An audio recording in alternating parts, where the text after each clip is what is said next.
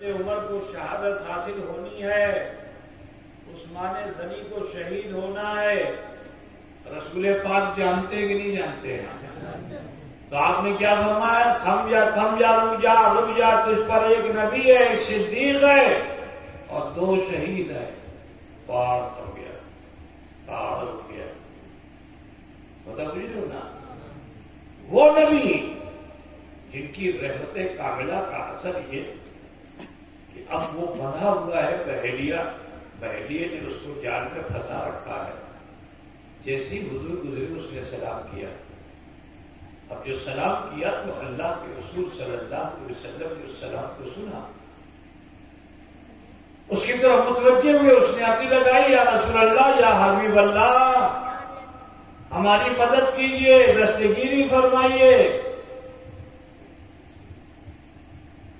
رسول پاک صلی اللہ علیہ وسلم اس کے قریب گئے، اس نے عرضی لگائی، یا رسول اللہ، ہمارے 2 کیا بولتے ہیں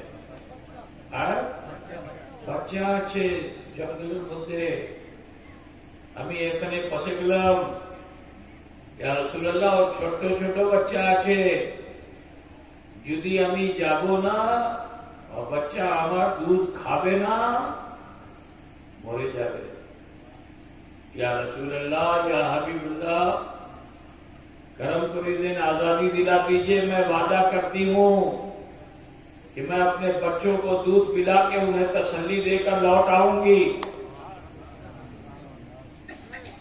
رسول پاک صلی اللہ علیہ وسلم سے جب اس نے یہ عرضی لگائی تو حضور وہیں بیٹھ گئے۔ کچھ دیر کے بعد وہ رکھال آیا، رکھال پوچھتے ہو نا، رکھال تو نہیں بولیں گے اس کو، جو شکاری آیا، شکاری۔ اب وہ جو شکاری آیا وہ یہودی تھا، حضور نے اس کو بلایا، کہا بھی دیکھو یہ جو ہرن ہے اور یہ مجھ سے عرضی لگا رہی ہے اور وعدہ کر رہی ہے کہ اپنے 2 بچوں کو دودھ پلا کے واپس آ جائے گی۔ تو یہودی کا لہجہ ہوتے پڑے نا، اتنے ہو گئے، یہ تو جنگلی جانور ہے، یہ کیسے وعدہ وفا کرے گی؟ ہنسنے لگا اور اس نے کہا کہ ٹھیک ہے، ہم اس ہرن کو چھوڑ دیتے ہیں اور ان کو اگر یہ لوٹ کر آ گئی تو ہم مسلمان ہو جائیں گے، لوٹ کے آ گئی تو مسلمان ہو جائیں گے۔ حضور نے بولنا کھول دے، میرے رسول چاہتے تو خود اسے آزادی دلا دیتے، لیکن یہ میرے مصطفیٰ کی رحمت ہے کہ جو ظلم کرنے والا ہوتا ہے نبی اسی سے آزادی دلا دیا کرتے ہیں، اسی سے آزادی دلاتے ہیں۔ یہی سرکار کی رحمت ہے، جس نے قید میں رکھا تھا اسی سے نبی نے آزاد کرا دیا، ورنہ نبی خود کھول دیتے چلا جاتا۔ وہ بھی جیسے ہی کھلا تو فوراً جنگلی جانور کو اگر آپ باندھ دو اور اس کو کھول دو تو اپنا راستہ ڈھونڈے گا اور بھاگے گا، لیکن وہ جانور بھی رحمت مصطفیٰ صلی اللہ علیہ وسلم سے جب اس نے فائدہ حاصل کر لیا تو بھولا نہیں، ادھر ادھر بھاگنے کے بجائے حضور کے قدموں میں گیا اور جا کے نبی رحمت کے قدموں کو چمبن دیا، حضور کے قدموں کو چوم لیا اور سرکار کے قدموں کو چوم کر چوکڑیاں مارتا ہوا جنگل میں چلا گیا۔ جنگل میں پہنچا، ہرن اپنے بچوں کے قریب، چھوٹے چھوٹے بچے تھے جو بھی صحیح سے چل بھی نہیں پا رہے تھے، بچے بھی خوش ہو گئے، دودھ پینا چاہتے تھے۔ ماں نے کہا، اے بچوں جلدی جلدی جتنا دودھ پینا ہے پی لو،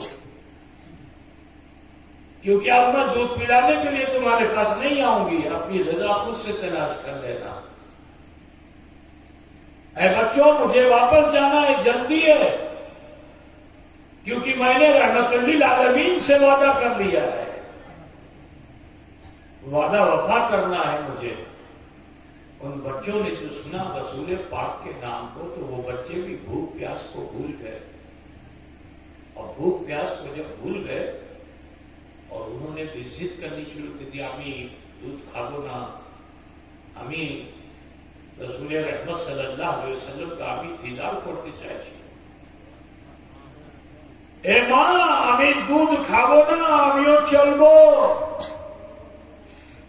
رسول رحمت صلی اللہ علیہ وسلم کا আমি দিদার করতে চাইছি। ماں بڑی خوش ہوئی کہ میرے بچے بھی وفادار مصطفیٰ ہیں، اور ادھر وعدہ تھا کہ سورج ڈوبنے سے پہلے اگر ہورن آ گیا تو میں مسلمان ہو جاؤں گا۔ اب جب سورج ڈوبنے لگا تو وہ مچکی مارنے لگا، بولتے رہو مچکی مارتا ہے، مسکرانے لگا کہ سورج تو ڈوب جائے گا، ہورن آئے گا نہیں۔ لیکن ابھی آدھی ٹکیا ڈوبی ہی تھی سورج کی کہ ہرن صرف تنہا نہیں آیا، اپنے بچوں کو ساتھ لے کر آیا، چوکڑیاں مارتے ہوئے یہ ہرن بارگاہ مصطفیٰ میں آیا، اس کے بچے بھی آ گئے۔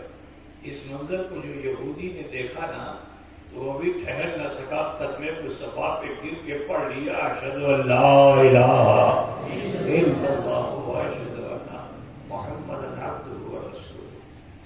تو اسلام تلوار سے نہیں پھیلتا ہے، اسلام کردار سے پھیلتا ہے۔ آج کچھ لوگ یہ کہتے ہیں کہ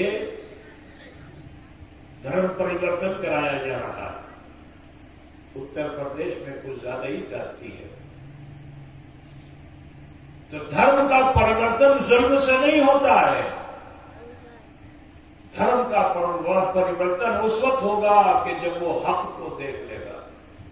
ہوتا بوجھا نا عزیزو، میرے رسول صلی اللہ علیہ وسلم کی رحمت دیکھو۔ ابو جہل کا نام سنا کہ نہیں سنا؟ بڑا ظالم تھا، حضور کی شان میں بڑی گستاخیاں کرتا تھا۔ ایک دن آیا، آنے کے بعد اس نے رسول پاک سے کہا کہ آپ نبی غیب کی باتیں بتاتا ہے، نبی وہ ہوتا ہے جو غیب کی خبر دیتا ہے۔ یہ مکے کا کافر و مشرک بھی جانتا تھا، لیکن افسوس ہے کہ آج کے کچھ کلمہ پڑھنے والے نبی کے غیب پر اعتراض کرتے ہیں، ہے نا؟ وہ ابو جہل بھی یہ جانتا تھا کہ نبی کا معنی غیب کی خبر دینے والا، نبی وہی ہوتا ہے جو غیب کی خبر دیتا ہے، چھپی ہوئی باتوں کو بتاتا ہے۔ تو کچھ کنکر پوچھتے نہیں، کیا بولتے ہو؟ راستے میں جو ہوتا نہیں کنکر، چھوٹا پاتھر ہی بولو اس کو مٹھی میں بند کر کے لایا۔ تو بولتا کیا ہے کہ اگر آپ نبی ہیں، اپنی نبی اچھے تو بولے نا پر مٹھی مدے کی اچھے، ہمار مٹھی مدے کی اچھے۔ تو حضور نے فرمایا آمی بولی یا جو تمہاری مٹھی میں وہ بولے؟